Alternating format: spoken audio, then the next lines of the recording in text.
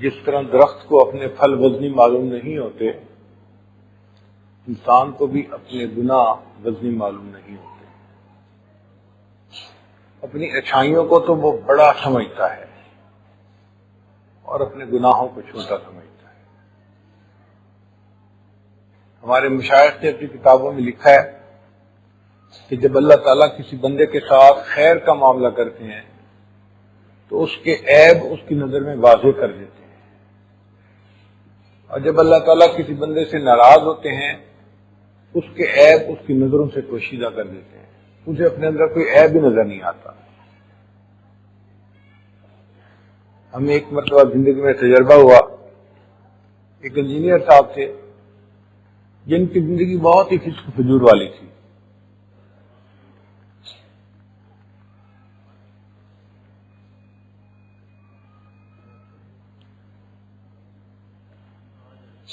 نماز نہیں پڑھتے تھے، چہرے پہ سنت بھی نہیں تھی، موویز دیکھنا، گانے سننا یہ ان کا روز کا معمول تھا۔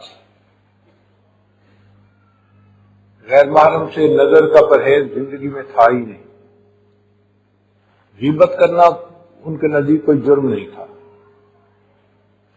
ایسی عامیانہ سی زندگی تھی۔ ایک مرتبہ مجھے ان کے ساتھ کسی جگہ بیٹھنے کا موقع ملا، وقت تھا چند منٹ کا، تو میں نے ان کے سامنے توبہ اور استغفار کے عنوان پر گفتگو کی، اور پھر یہ کہا کہ بھئی ہمیں چاہیے کہ ہم اپنی غلطیوں پہ اللہ کے سامنے استغفار کریں، توبہ کریں اور معافی مانگیں۔ میری بات سننے کے بعد وہ کہنے لگے کہ آپ نے بڑی اچھی بات کی ہے، اس بات نے میرے دل پہ بڑا اثر کیا ہے۔ سچی بات تو یہ ہے کہ اپنے ارادے سے تو کبھی گناہ کیا نہیں، بغیر ارادے کے کوئی ہو گیا ہو تو اللہ مجھے معاف کر دے۔ اب اس کی یہ بات سن کے نا یقین جانو میں حیران ہو گیا، یا اللہ ایسی زندگی ہے، اور پھر بندہ کہتا ہے کہ میں نے اپنے ارادے سے تو کبھی گناہ کیا نہیں، بن ارادے کے ہو گیا ہو تو اللہ مجھے معاف کر دے۔ انسان واقعی اندھا ہو جاتا ہے، بہرا بن جاتا ہے۔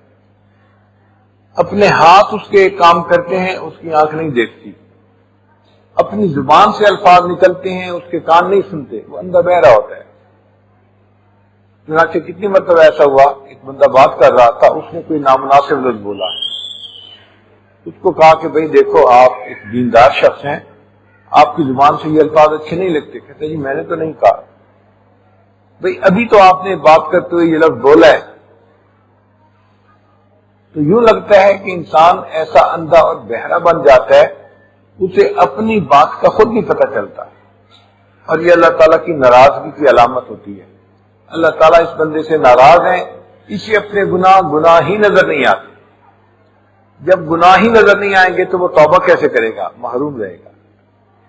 اور جب اللہ تعالیٰ کسی بندے سے خوش ہوتے ہیں، اس کی غلطیوں کو اس کی نظر میں واضح کر دیتے ہیں، اس کو ایک آگ لگ جاتی ہے کہ مجھ سے کیا کچھ غلطی ہو چکی، وہ توبہ کیے بغیر رہ نہیں سکتا۔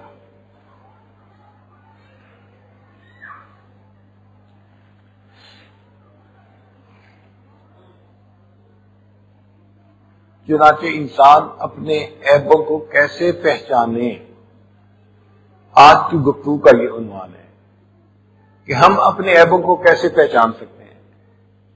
اس کے 4 طریقے ہیں۔ پہلا طریقہ کہ انسان کسی اللہ والے کے ہاتھ میں اپنا ہاتھ دے دے۔ اگر ایک آدمی اندھا ہے، راستہ نظر نہیں آتا، تو اس کے لیے حل یہ ہے کہ کسی بینا کے ہاتھ میں اپنے ہاتھ پکڑا دے، بینا اس کو منزل پہ پہنچا دے گا۔ جائے استاد خالی، استاد کی جگہ خالی ہوتی ہے، تو بندہ عالم ہو یا نہ ہو، کسی نہ کسی اللہ والے کے ہاتھ میں اپنا ہاتھ دے دے تو اس سے اس کی اصلاح آسان ہو جاتی ہے۔ بعض اوقات شیطان ذہن میں ایک وسوسہ ڈالتا ہے، ہم اپنی اصلاح خود کر سکتے ہیں، ہم علم والے ہیں۔ انسان اپنی اصلاح خود نہیں کر سکتا، اس کو اپنی غلطیاں نظر ہی نہیں آتی۔ اور اس کی دلیل کیا ہے؟ ایک طالب علم جب امتحان دینے کے لیے بیٹھتا ہے تو وہ اپنی نظر میں پیپر کو بالکل ٹھیک ٹھیک حل کرتا ہے.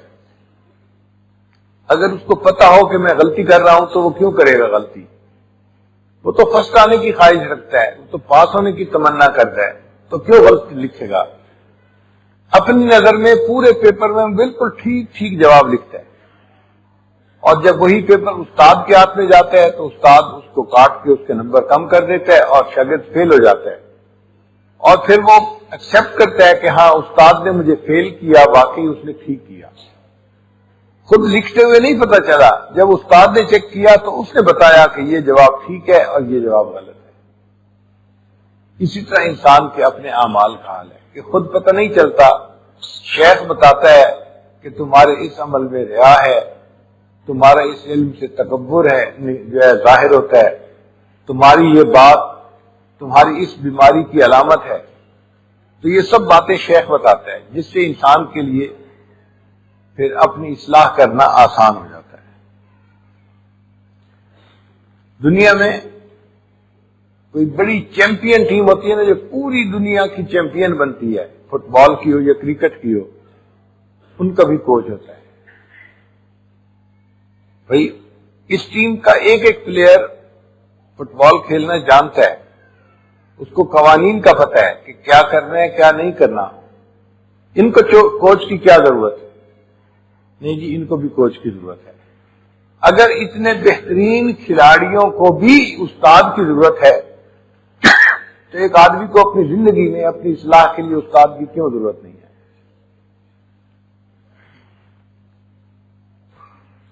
اللہ تعالیٰ نے نبی علیہ الصلوۃ والسلام کی تربیت فرمائی, اور نبی علیہ الصلوۃ والسلام نے صحابہ کرام کی تربیت فرمائی. قرآن مجید آپ پڑھیں تو آپ کو کئی جگہ پر لما کا لفظ نظر آئے گا. لما کا مطلب ہوتا ہے کیوں, اور کیوں جب کہی جاتی ہے تو پوچھنا مقصود ہوتا ہے کہ ایسے کیوں ہوا. تو اللہ تعالیٰ نے نبی علیہ الصلوۃ والسلام سے بعض باتوں میں لما کے ساتھ خطاب کیا, اور اسی لفظ کے ساتھ مومنین سے بھی خطاب کیا. مگر فرق ہے کہ جب نبی علیہ الصلوۃ والسلام سے خطاب کیا تو یہ پہلے مغفرت کی خوشخبری دے دی یا خطاب کے ساتھ مغفرت کی خوشخبری دے دی؟ کیونکہ اللہ رب العزت جانتے تھے کہ نبی علیہ الصلوۃ والسلام کے دل میں اتنی خشیت تھی کہ بغیر مغفرت کی خوشخبری کے لما سے خطاب کر دیا تو شاید برداشت کرنا مشکل ہو جائے گا. اس لیے فرمایا عفا اللہ عنک لما اذنت لهم, اللہ آپ کو معاف کر دے, آپ نے ان کو کیوں اجازت دی؟ تو دیکھو مقصد تھا پوچھنا کہ آپ نے اجازت کیوں دی, پہلے مغفرت کا ساتھ خوشخبری دے دی. عفا اللہ عنک لما اذنت لهم. دوسری جگہ اللہ تعالیٰ پوچھنا چاہتے ہیں اپنے محبوب صلی اللہ علیہ وسلم سے تو فرماتے ہیں یا ایھا النبی لما تحرم ما احل اللہ لک تبتغی مرضات ازواجک واللہ غفور الرحیم. تو دیکھو بات کے آخر پہ بتا دیا کہ اللہ غفور اور رحیم ہے, وہ معاف کر دے گا, مگر آپ نے ایسا کیوں کیا؟ اور یہی لما کا لفظ اللہ تعالیٰ نے عام مومنین سے مخاطب ہو کے فرمایا. وہاں مغفرت کا وعدہ نہیں, صرف یہ کہا کہ جو بات کو سن کے اپنی اصلاح کر لے گا ہم مغفرت کر دیں گے, اگر نہیں کرے گا تو ہم اس کو سزا دیں گے. یا ایھا الذین آمنوا, اے ایمان والو, لم تقولون ما لا تفعلون, تم وہ بات کیوں کہتے ہو جو تم کرتے نہیں. کبر مقتا عند اللہ ان تقولوا ما لا تفعلون. دیکھو یہاں مغفرت کی خوشخبری کوئی نہیں ہے, صرف پوچھا ہے, اور بڑے شاہانہ انداز سے پوچھا ہے. بتانا مقصد تھا کہ تم ایسا کیوں کرتے ہو, اب سیدھے ہو جاؤ. سیدھے ہو جاؤ گے تو بخشش ہو جائے گی, نہیں ہو جاؤ گے تو پھر تمہیں جوتے لگ جائیں گے. تو صحابہ کرام کی تربیت نبی علیہ السلام نے فرمائی, اور یہ تربیت ہر بندے کو ضروری ہوتی ہے.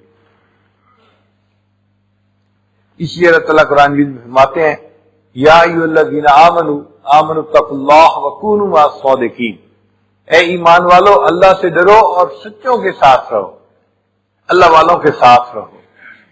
ان کے ساتھ رہنے سے تربیت ہونا آسان ہوتی ہے، وہ انسان کو انسان بناتے ہیں، انسان کو تربیت دیتے ہیں اور ایک جانور کو صحیح معنوں میں اچھا انسان بنا دیتے ہیں۔ جب بندہ ان کے پاس آتا ہے تو بالکل جانوروں والا حال ہوتا ہے، اور چند دن کی صحبت سے اس کے اخلاق بدل جاتے ہیں، عادات بدل جاتی ہیں، اور وہ ایک اچھے اخلاق والا انسان بن جائے گا۔